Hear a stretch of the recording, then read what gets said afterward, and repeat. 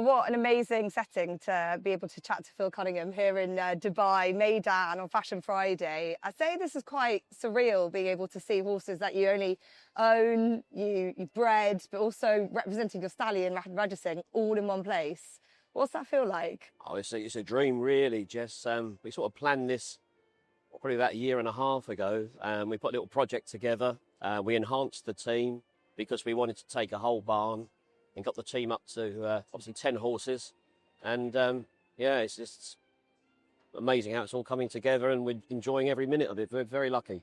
And this is obviously a culmination, as you say, is a lot of teamwork. But have you always been a man that wanted to be on an international stage ever since that sort of the early days? Yeah, you know, it's amazing. It's a totally different experience to racing in the UK. I don't mean just here, but the thing I'm enjoying most is the camaraderie between the international horses, all of the team. Yeah, it's, you know, people that you compete with week in, week out in England. It's got a bit more of a team spirit to it, and you know, we're really enjoying that part of it. And take me back to, you know, where it started for you. We know about your business ventures and your interest from your dad, I think it was, that Yes. got you into the racing side of it. Was it always a kind of an idea in your mind that it would just be a hobby? When did it become more than just a hobby and it was sort of business as well? Oh, listen, I started off as a racing fan, and when I first left college, I got 9 mates together and we bought a horse between us. I used to have greyhounds before that, so I always had the racing bug. And then, yeah, smaller partnerships to finally getting a horse on my own. And yeah, amazingly, the first horse I had on my own wins 2 guineas. So it sort of just escalated from that. And then we got our own yard, our own farm, and it's just, it's an amazing story. And, you know, I feel just every day I feel very fortunate to have been able to get involved at such a level. Obviously, this is a bloodstock focus to what I like to hear about from owners transferring into bloodstock and breeding. Winning a guineas, tell me what that's like, being an owner who's sort of bought at a certain level, and then you're suddenly a classic winning owner. Does that propel you into a different stratosphere of people being interested in your horse, breeding and studs that you might not have ever been encountered before? Yeah, you know, I'm racing first and foremost, and I sort of fell into the breeding side as a result of Cockney Rebel. So he stood at the National Stud. I sold 50% of him to Meta Campbell Andanese, and then off of the back of that, I was encouraged to buy 3 mares, and they were boarded at the National Stud. She went to Cockney Rebel, and yeah, sort of gone on from there, really. And Cockney Rebel must have, were there other offers at the time? Were you tempted to actually say, do you know what, that stallion side might just be for the bigger operations? I said I'd never do it again, Yeah. and obviously we fell into it again with Rajah Singh. But yeah, I'm still saying it now. I don't think I'd do it again. Look, we've been very lucky. We've enjoyed it. But I think, especially both of the horses I've been fortunate enough to obviously become stallions and remain involved in, probably would have had a better stallion career and been more successful. More mares visited them, probably stood at a higher nomination fee if they'd been owned by one of the professional outfits. So I think, yeah, if the opportunity came along again, I think I'd definitely be a seller. Really? So Cockney Rebels is, what did you learn about that then? Obviously buying the mares was part of it, but what do you think was kind of maybe the difficulties that you felt that you could probably learn about now that you've got Rajah Singh? Yeah, well, I've had the same issues, to be honest. It's just, I mean, I sit there in amazement. Amazingly, Cockney Rebel is the only, I believe, still the only Newmarket trained horse to win both the English and Irish Guineas in over 200 years. So I thought he would have been more popular as a stallion, but no, I mean, I don't think he got over 100 mares in any of his seasons. And then we've had the same issue with Rajah Singh. I mean, he's still the track record holder at Ascot. Probably had to be retired a little bit too early, similar to Cockney Rebel, to be honest. But we're struggling to get numbers to him. We came out of a promotional idea last year. I think at the time, it was about this time last year actually, I think he only had about 2 mares booked to him. So obviously, I suppose a little bit of innovative thinking between the team. And so we wanted to get some numbers in, so we gave him away for free, subject to certain criteria. And he's ended up with close to 60 mares. So at least I know in a couple of years' time, he's going to have some more runners on the track, which is obviously vital for any future stallion promotion.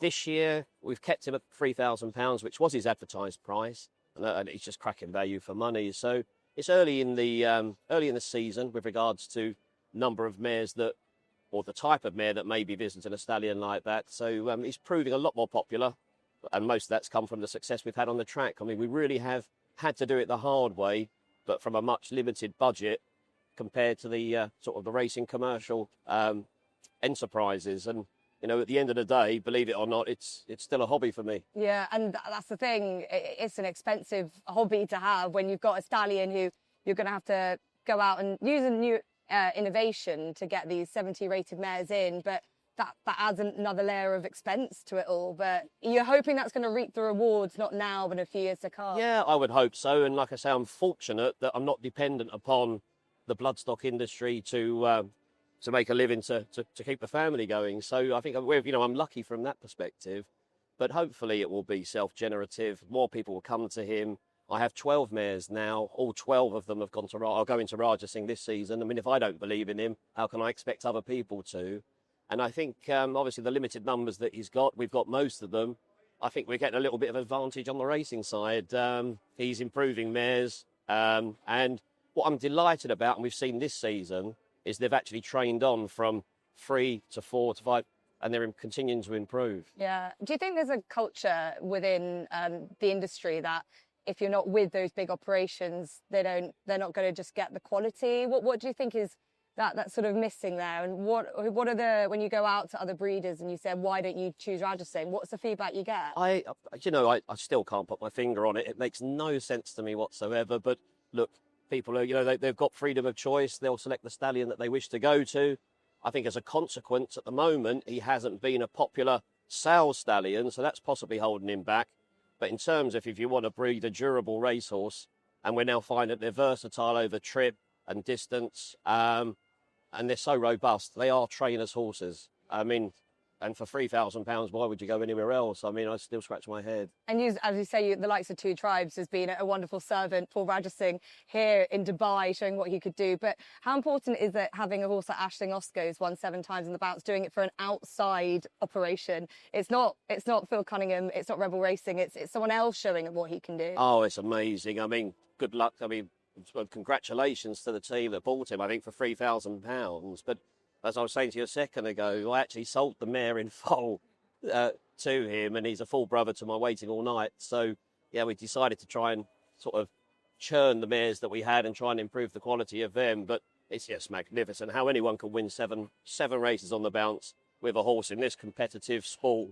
It's truly amazing. Yeah, it certainly is. And I'd imagine that incentive that you use last year, is that still something that you're offering up, the 70 rated mare for free, or no, is that something you've changed? I think at £3,000, we need to try and make it a little bit more commercial. And he's done the talking from last year. What a great marketing plan that was that you devised. Yeah, and I think so. If people don't support him this year at that price, off of the back of the season that we've had, and like you say, it's multiple horses, not just 1 or 2, then I think really he needs to. He more than deserves the £3,000 nomination fee. Yeah, you've done a great job with him. You've obviously bought a lot of 2-year-olds. I think I read it's 24 you've got going into this new season. I remember seeing you with Anthony Bromley at the sales, very, very active. So if you're not wanting to own a stallion again one day, you're definitely wanting to produce one with these types of horses that you're buying. Yeah, I love coming to the races. Obviously, we targeted the festivals last year so I could get to enjoy them, see them, like with the team that we've brought here. And we put a new plan in place a couple of years ago. And the idea was we were going to buy some better horses. Anthony joined Richard Spencer. Why Anthony, out of interest? I've known Anthony for some time, and I bumped into him at Cheltenham, and we were at the festival. And we've always got on. And obviously he's done tremendously well over jumps, and now doing tremendously well on the flat. But at that particular time, I don't think anyone was really using him. But what I found with Anthony is totally straight. Not that I'm saying other people aren't, but we enjoy working together. Him and Richard work tremendously well together. And this is the 3rd season we've had buying with Ant. And hopefully there might be a nice one or 2 in there, I think. And do you get quite involved in terms of pedigrees? Have you learned a lot about that from Ant and physicals and all that aspect? Or do you just like being part of the theatre of it all? Yeah, I mean, I sort of, the way in which we work is Ant and Rich both go through the catalogues together, and they send me across a short list, and then we discuss it a little bit further. I mean, the 2 of them I've had horses for 30 years now, and so I've been in and around them, but I'm not going to tell the two of them what looks good and what doesn't. And they work very much off of the actual specimen and the conformation. And if it's got a page, that's a bonus. Which I think it's where we've been successful is we sort of go to Doncaster and the Somerville sale really, and that's sort of where we play our trade. I don't think I can compete financially with the book one purchasers and the likes of them. So do you think you need to, when you've seen what you can get and the value? Do you still believe in that value? Well, I love 2-year-old racing, and we've been very fortunate. Obviously, we won the Coventry, we won the Morecambe, we won the 2-year-old trophy. We've had some tremendous success with the 2-year-olds, and I think what we're seeing in the crop that we had last year and this year is we're actually getting the horses that aren't just early 2-year-olds. They're actually horses that are training on, and you've got a few of them haven't run yet that have obviously now turned free. So yeah, we're getting a bit more of a mixed bunch. And sprinters have always been something you're kind of bread and butter, but also you've had the mileys, had the guineas types. Do you like that category, or is it just go after those types? It started off, believe it or not, as a racing fan, the one race I always wanted to win was the English 2000 Guineas. Makes it easy. Well, that's the trouble. I think obviously we've got involved more significantly trying to do it again. But I think after that, and that's always been the race that I've sort of looked to win at. I love Royal Ascot, and so you seem to be focusing around that sort of trip and an age of horse. Look, I'd love to have a runner in the Derby, but as my son Aidan says, you possibly need to start buying horses that aren't by 6-furlong sprinters, but there you go. And those are the ones that work well with you. I know that you went out to Australia last year, and I'd love to hear about that Magic Millions experience. You went out and you bought, and it was obviously a different kind of experience. But what drew you into that? I'm not surprised that it wasn't anything far from very easy temptation to take, but what was the motive around going to Australia? Yeah, it's the first time I've been to Australia and always wanted to go. We were there as a family for a 3-week holiday. I've been introduced to Kieran Maher via a good friend of mine, Pete Trainer, and we got involved in a filly the year before, and then we went to the Magic Millions. And just look, if you just look at the stats, the prize money in return to the average purchase price looks a lot better value than the UK model at present. And obviously with the time difference and the travel distance, rather than would be I had a budget in mind, we would split that up into a number of horses. I just thought that the sensible thing for us possibly to do here was to go all in on one. And we bought the I think it was the most expensive lot for 24 hours anyway. Look, he's had one start. He picked up a little injury, but he still looks a lovely horse. He's got a fantastic pedigree, and I think if he can pick up a bit of black type, we'll have every job done, and we'll have enjoyed the experience. And is there anything that you kind of took from being in Australia? We've heard a lot about the syndication, the partners that you can do, the accessibility for a lot of people to combine. Was there anything that you sort of drew out from that trip? I think just the culture in Australia really does follow through to the racing. I found it was a lot more accessible. I thought their ownership model made so much more sense. Syndicates are becoming more popular here, but I think buying into a racehorse in Australia, I met some lovely people there, that owners with Kieran, and like one guy had won 4 Melbourne Cups, but he might have had 2% of one, 5% of other, and it seems to be more a way in which they do it. It seems to be, enjoyed much more as a social event, and just generally a lot more accessible. And having a horse with Kieran Maher must be slightly different to what it's like having your own trainer who just represents you. You go from one to another who's got thousands of owners, I'd imagine. Yeah, no, Kieran's been great. I've enjoyed a nice relationship with him. He comes over to the UK quite a bit, so we generally catch up then as well. It's a passive involvement, if that makes more sense. Obviously, the operation that we have with Richard in the UK is really much a very, very close team effort. And it's a lot more hands-on. It's interesting though, there aren't that many single owners that have single trainers. We see it. We obviously Coolmore do it with Aidan O'Brien. We've got you in England. What was the reason behind having just your sole focus with one trainer? Well, I think we set it up about 10 years. Richard's been with us 10 years. I read recently it was a 10-year anniversary. Prior to that, I'd had horses with great mates that are trainers and the like. And I just felt I preferred to get a little bit more involved. So we bought Albert House Stables. Richard joined us in the second season. Obviously, we've moved to Sefton Lodge, and it's just grown beyond my wildest dreams, to be honest. But I think I just wanted to have much more involvement. I've had horses since, a couple of bits and pieces, but I think it reminded me why I set my own thing up and consolidated it all. And they're all with Richard now. And if last year's plan was to be at every major festival and target the big ones, what's the plan for 2026? Well, somebody asked me that last night. I mean, we had more winners the year before, and I think it totaled about $500,000 in prize money. I think we had about 35. Last year we had 25 winners, so the number of winners was down. But prize money was, I think, in excess of about 750,000. So if we combine those two together, the dream this year would possibly to obviously increase the prize money, increase the number of winners. But it doesn't sound too difficult when you say if we can have one winner a week, we could get to the 50. And we're on track for it at the moment, but it's only the 3rd week of January.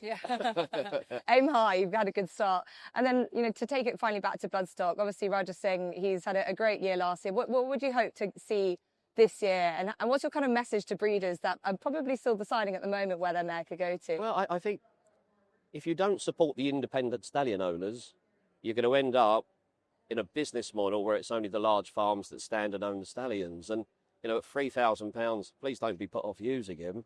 He's still the track record holder. He's got a strike rate in excess of 60%. Don't always be focused upon possibly just your sales out at the yearling sales. If you want to breed a racehorse, why would you not go to the fastest 2-year-old that Royal Ascot's seen in its history? Yeah, certainly. And being a breeder, you clearly are a proud British breeder now. You think there should be more people willing to do that as well, especially those that went in owner direction first and probably can see the other side to it too. Yeah, it's a lot more fun. It's a lot longer process. Obviously you can rock up at the sales, buy a horse and run it next week. But with the breeding side, you get a little bit more connected to the horses. I love seeing them. I love sitting in the field with them. It's it's quite a do you like seeing them as foals? We've got a little farm just outside of Newmarket, at 6 Mile Bottom, and just to sit and watch them.